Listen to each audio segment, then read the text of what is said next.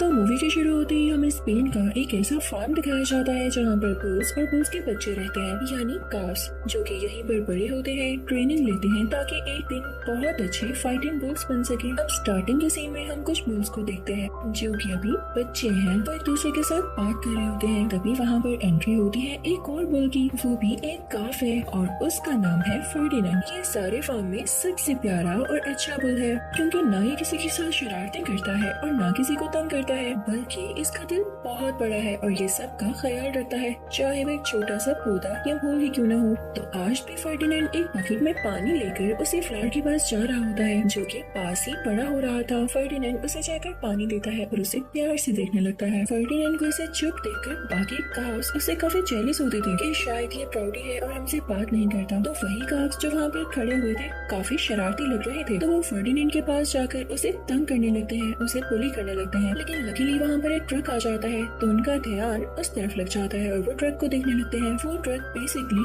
Bull fighting के लिए कुछ बुल्स को सिलेक्ट करने आता था और आज इनके फार्म में से भी एक बुल जाना था जो कि स्पेन के सबसे बड़े फाइटिंग शो में कंपटीशन लेगा। तो शरारती बच्चा फर्डिनेंड और अपने बाकी साथियों से कहता है, देखना आज तो मेरे ही फादर जाएंगे, वो बहुत स्ट्रॉन्ग है, उनमें बहुत पावर है और वो किसी को भी हरा सकते हैं। अब थोड़ी ही देर में देखते देखते उस जगह से काफी सारे बुल्स बाहर आ जाते हैं क्योंकि हर कोई ये शो करवाना चाहता था कि वो बहुत स्ट्रॉन्ग है। अब सब में लड़ाई होने लगती है। सबसे एंड पे जो रह जाते हैं वो फर्डिनेंड के फादर और उसी शरारती बच्चे के फादर होते हैं और अब इन दोनों बुल्स में काफी अच्छी खासी लड़ाई होती है। दोनों एक दूसरे को अपने सींगों से हरा रहे होते हैं, लेकिन एंड पर जीत फर्डिनेंड के फादर की होती है। तो वो सब बहुत खुश हो जाते हैं, यानी फर्डिनेंड और उसके फादर। लेकिन दूसरी ही तरफ शरारती काफ और उसके फादर को काफी गुस्सा होता है और वो सोच रहे होते हैं कि हम अपना बदला लेंगे। लेकिन साथ ही फर्डिनेंड भी सोच के उदास हो जाता है कि उसके फादर फाइटिंग करने जाएंगे, उन्हें दर्द होगा और वो उससे दूर भी हो जाएंगे। तो वो जाकर अपने फादर के सर के ऊपर बैठ जाता है और उनसे कहता है, बाबा आपका फाइटिंग के लिए जाना जरूरी है क्या? मेरा आपके बगैर दिल नहीं लगेगा। क्या हम अपनी जिंदगी पीस के साथ नहीं गुजार सकते? हम फाइट क्यों करते हैं? तो उसके फादर उसे बताते हैं, मेरे बेटे जिंदा रहने के लिए हमेशा फाइट करनी पड़ती है और ये तो हमारी जिंदगी का हिस्सा होता है। देखना मैं जीत कर आऊंगा। ट्रक का दरवाजा खुला होता है और फर्डिनेंड के फादर उसमें चढ़ जाते हैं। फर्डिनेंड बेचारा काफी उदास हो जाता है और उसी वक्त हम शरारती काफ को देखते हैं जो कि डार्क ब्राउन कलर का होता है। उसे फर्डिनेंड पर काफी गुस्सा था, तो वो उसके छोटी से फ्लावर और प्लांट को अपने पाँव से क्रश कर देता है और ये देख के फर्डिनेंड और उदास हो जाता है। जैसे तैसे करके फर्डिनेंड रात को सार ही लेता है और जैसे ही हल्की सी सुबह होती है तो फर्डिनेंड पर ट्रक की आवाज आती है। फर्डिनेंड भागता हुआ बाहर की तरफ जाता है, लेकिन वहाँ जाकर देखता है कि जब वर्कर ट्रक का दरवाजा खोल रहा है तो उसके फादर अंदर नहीं है। वो काफी डर जाता है कि कहीं उसके फादर की फाइटिंग में डेथ तो नहीं हो गई है या वो हार गए हैं और उन्हें वहीं पर रख लिया गया है। वो घबरा जाता है और उसका फार्म में दिल भी नहीं लगने वाला था। वो फौरन वहाँ से भागता है बिना कुछ सोचे समझे। अभी तो ठीक से दिन भी नहीं हुआ होता। वहाँ के कुछ लोग गाड़ी में होते हैं और उसे रोकने की कोशिश करते हैं और कुछ उसके पीछे भागने लगते हैं। फर्डिनेंड हिम्मत नहीं हारता। अभी हर तरफ हल्का हल्का अंधेरा यानी डार्क था। फर्डिनेंड को दूर से एक ट्रेन नजर आती है तो वो फौरन से भागकर उसके अंदर चला जाता है। ट्रेन चलती जाती है और जब एक जगह पर रुकती है तो फर्डिनेंड भी वहाँ से नीचे उतर जाता है। वो भागता भागता एक गहरी जगह में गिर जाता है और उसकी आंखें बंद हो जाती हैं क्योंकि वो बहुत थक चुका था और डरा हुआ भी था। लेकिन उसके सामने एक आदमी आता है और उसके साथ उसका डॉग भी होता है। वो उसे रेस्क्यू करके अपने साथ ले आता है और जब फर्डिनेंड की आंख खुलती है तो पूरी तरह से सुबह हो चुकी होती है और उसके सामने एक छोटी बच्ची आती है। फर्डिनेंड यहाँ भी नर्वस हो जाता है कि वो कहाँ पर आ गया है। तो वो छोटी बच्ची उससे कहती है, परेशान नहीं हो, मैं तुम्हें कुछ नहीं कहूँगी। ये छोटी बच्ची उसी आदमी की बेटी होती है जिसने फर्डिनेंड को अपने डॉग के साथ रेस्क्यू किया था और यहीं पर लेकर आया था। उसका नाम नीना होता है। वो आहिस्ता आहिस्ता से फर्डिनेंड के पास बैठती है और अपना ट्रस्ट गेन करती है। फर्डिनेंड भी बाहर आ जाता है। बाहर आते ही फर्डिनेंड की तो आंखें खुली की खुली रह जाती है क्योंकि बाहर बहुत प्यारा गार्डन होता है। हर तरफ फूल ही फूल और खुशबू होती है जो कि फर्डिनेंड की तो फेवरेट थी। तो वो गार्डन में भागने लगता है, फूलों को सूंघता है और काफी एंजॉय करता है। और हमें यहाँ पर यही सीन दिखाया जाता है कि वो इसी तरह घूमता फिरता बड़ा हो जाता है। नीना के फादर गिटार बजाया करते थे जबकि नीना फर्डिनेंड के साथ काफी खेला करती थी और अब उनमें काफी गहरी दोस्ती हो जाती है। यानी ये सब बेस्ट फ्रेंड्स बन जाते हैं। फर्डिनेंड इतना बड़ा बुल बन चुका था, लेकिन अभी भी उसकी नेचर सॉफ्ट थी, यानी उसे फाइटिंग में इंटरेस्ट नहीं था और वो नीना के साथ बच्चों की तरह ही खेला करता था। अब एक दिन उस टाउन में बहुत बड़ा फ्लावर फेस्टिवल होता है, तो नीना अपने फादर से कहती है कि हर साल हम फर्डिनेंड को अपने साथ लेकर जाते हैं और इस साल भी मैं फर्डिनेंड को अपने साथ ही लेकर जाऊंगी। तो नीना के फादर उसे कहते हैं पहले की बात और थी, फर्डिनेंड एक छोटा सा काफ था और अब वो बड़ा बुल है। ये बात तो हमें पता है ना कि कितना अच्छा है, लेकिन बाहर के लोग इसे देख के काफी डर जाएंगे और फ्लावर फेस्टिवल खराब हो सकता है, तो हम इसे कहीं और ले जाएंगे। और अब नीना उदास होते हुए अपने फादर के साथ कुछ फ्लावर्स लेकर अपने ट्रक में वहाँ से चले जाते हैं। पीछे से फर्डिनेंड भी काफी अकेला और उदास रह जाता है, तो वो सोचता है नीना मेरे बगैर बहुत उदास होगी, उसे तो हर बार मेरे साथ जाने की आदत थी, तो क्यों ना मैं वहाँ जाऊँ। और फर्डिनेंड अब निकल पड़ता है फ्लावर फेस्टिवल की तरफ। पहले तो वो बहुत पोलाइट होता है और नीना से कहता है कि मैं शरारत बिल्कुल नहीं करूंगा। तो नीना उसे कहती है तुम यहाँ आई क्यों, अगर पापा ने देख लिया तो वो गुस्सा होंगे और सब लोग तुम्हें देख के डर जाएंगे। फर्डिनेंड तुम वापस जाओ। लेकिन इससे पहले कि वो कुछ बोल पाता, एक हनी बी पीछे से उसे काट लेती है। फर्डिनेंड बेचारा डर जाता है, उसी हनी बी के डर से इधर उधर भागने लगता है, हर चीज खराब करता जाता है। वो वहाँ की कार्स गिरा देता है,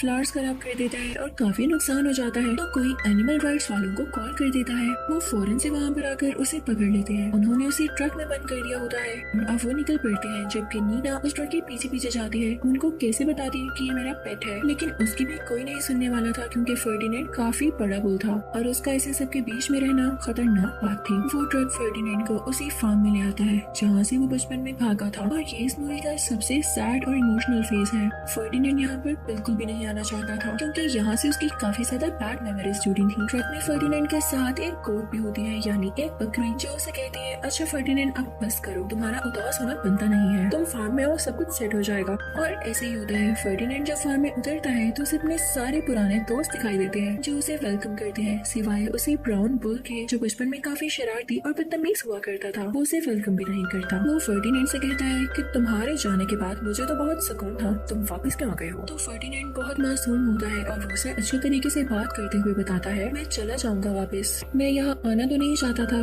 पर मुझे ले जाया गया, मेरा भी यहाँ पर दिल नहीं लगेगा और मैं अपने घर वापस चला जाऊंगा। फिर इसी तरह से वो रात गुजर जाती है। सुबह होने पर उसी फार्म में काफी रिच आदमी आता है, जो कि अपनी शानदार सी गाड़ी में आया था और काफी टोल होता है, और यही था जो कि उस फाइटिंग शो का डायरेक्टर था। वो कहता है कि उसे ऐसे पुल्स चाहिए जो बहुत अच्छी फाइटिंग करते हो, और मुझे इस बार अपने फाइटिंग शो के लिए कोई तगड़ा यानी स्ट्रॉन्ग बुल ही चाहिए, जो अगले बुल को फौरन से हरा डाले। अब यहाँ पर ये बुल फाइटिंग स्टार्ट होती है। ब्राउन बुल ये देख के काफी एक्साइटेड हो जाता है, क्योंकि वो सोच रहा था वो आज के दिन फर्डिनेंड को सबके सामने हराकर सबका हीरो बन जाएगा, पर ये तो इम्पॉसिबल था, क्योंकि इतना एरोगेंट और बुरा बुल किसका हीरो होगा। अब वहाँ पर सब बुल्स की फाइटिंग होने लगती है, और एक ऐसा बुल होता है जिसकी नेक रेड कलर की होती है। वो इन सबको फाइट करता देखकर बेहोश हो जाता है, क्योंकि उसमें इतना करेज नहीं था कि वो इतने बड़े बड़े बुल से फाइट करे। तो अब उसको ट्रक में बंद कर देते हैं और इन सबको पता चलता है कि इसे स्लॉटरिंग हाउस लेकर जाया जा रहा है। बाकी सारे बुल्स काफी ज्यादा उदास हो जाते हैं और सोच में पड़ जाते हैं कि जो पहले ट्रक्स आते थे, कहीं वो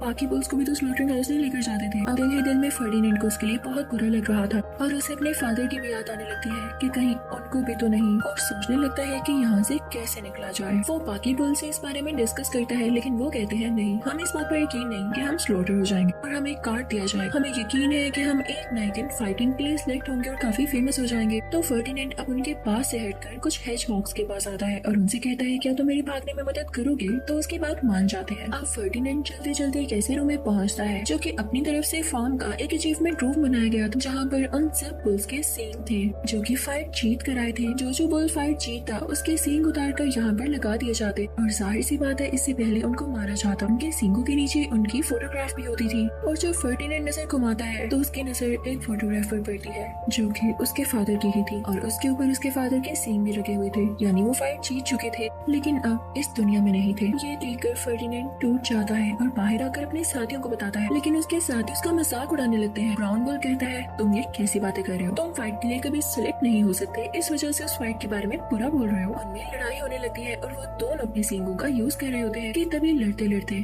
उस ब्राउन बुल का एक सींग टूट जाता है, जो कि फर्डिनेंड ने ही तोड़ा होता है। और इन दोनों की फाइट ऊपर खिड़की में से उसे फाइटिंग शो का डायरेक्टर देख रहा होता है। उसे फर्डिनेंड की पावर काफी ज्यादा लगती है, तो वो फार्म ओनर से कहता है कि मेरी अगली फाइट के लिए मुझे फर्डिनेंड चाहिए। और रही बात उस ब्राउन बुल की, तो रूल को यूज करते हुए उसे को स्लॉटरिंग हाउस ले जाया जाता है ताकि उसे स्लॉटर कर दिया जाए, क्योंकि अब उसका सींग टूट चुका था और वो फाइट कभी नहीं कर सकता था। सब ये देख के काफी काफी उदास हो जाते हैं और कहते हैं फर्डिनेंड तुम ठीक कह रहे थे, अब हमें यहाँ से भागना ही होगा। लेकिन इससे पहले वो लोग प्लान करते हैं कि स्लोटरिंग हाउस से उन दोनों बुल्स को छुड़ा कर लाएंगे, यानी वही रेड नेक वाले बुल को और ब्राउन बुल को। अब वो लोग उसमें जाते हैं और एक ट्रॉली को क्रॉल करते हुए उसमें उन दोनों बुल्स को बिठाते हैं और उसी में से वापस आ जाते हैं। ये सारे एनिमल्स देर ना करते हुए वहीं का एक ट्रक लेते हैं और उसमें बैठकर वहाँ से निकल जाते हैं। वो छोटे छोटे हेजहॉग्स भी साथ होते हैं जो कि साथ साथ ड्राइव कर रहे थे ताकि बाकी एनिमल्स बाकी वर्कर्स का ख्याल रख सके। लेकिन साथ ही साथ फार्म के वर्कर्स की एक कार भी उनके पीछे थी। फर्डिनेंड उनका ध्यान रख रहा था कि कहीं वो ज्यादा पास ना आ जाए और जल्दी से अपने सब साथियों को कहता है ट्रक से फौरन से उतरो और ये देखो सामने हमारी ट्रेन है। वो अपने सब साथियों को अपने सींगों और सर की मदद से ट्रेन में चढ़ा देता है और जब उसकी बारी आती है तो पीछे से उसे फार्म के वर्कर्स पकड़ लेते हैं, उस पर रस्सियां गिरा देते हैं ताकि वो उसे कंट्रोल में रख सके। वो उसे फौरन से ट्रक में बंद कर देते हैं और ये डिसाइड करते हैं कि हमें तो पता ही नहीं था कि फर्डिनेंड इतना ज्यादा स्ट्रॉन्ग है। तो फॉगी उसे बुल फाइटिंग के लिए ले जाया जाता है। दूसरी तरफ नीना और उसके फादर न्यूज देख रहे होते हैं तो उन्हें पता चलता है कि फर्डिनेंड की आज बहुत बड़ी बुल फाइटिंग है। तो नीना के फादर उसे कहते हैं रो मत, मेरे साथ फाइटिंग शो में चलो, हम वहाँ फर्डिनेंड को देखेंगे और कोशिश करेंगे कि उसे छुड़ा कर अपने साथ वापस ले आए। अब वो स्टेडियम में जा चुका होता है। फर्डिनेंड सब लोगों के सामने था लेकिन उसे कोई शौक नहीं था कि वो फाइटिंग करे क्योंकि यही वही चीज थी जिसमें उसके फादर और कई सारे बुल्स ने अपनी जान दे दी। डायरेक्टर उसे बहुत कोशिश करता है कि वो फाइट का स्टार्ट ले